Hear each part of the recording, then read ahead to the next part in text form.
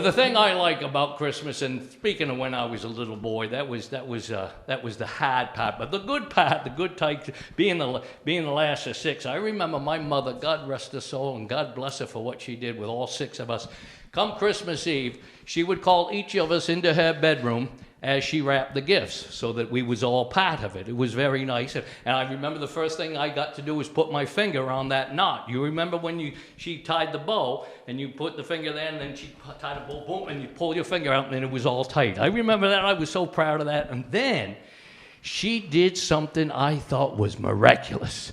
With that ribbon, she would take out a pair of scissors.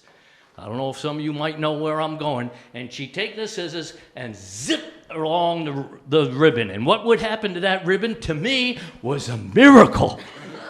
How did that work? What did it do? Yep, some of you did. It was curled right up, didn't it? I thought, oh my goodness, that's a sign from God right there. Little baby Jesus right here in this room. Look at that. How'd you do that with the scissors?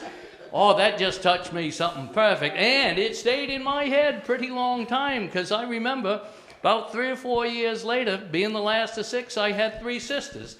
And they used to drive my mother crazy, because one sister had straight hair and she wanted it curly, and the other curly-haired one wanted it straight, and they both used them curlers. Remember, who folks old enough out there in the TV audience understand? Girls would wear curlers in their hair to get it all right, and one sister curled it that way to make it straight, the other curled it that and make it curly. I didn't make no sense of that at all. I couldn't figure that out. But then I remembered one night that whole miracle of my mother. So don't you know, I seen a pair of scissors after my sisters went to bed. So I grabbed them scissors, and I snuck right into that bedroom, and I knew my sister with that straight hair, and I said, no, I didn't do it. She stopped me. They woke up, and they thought I was going to ring.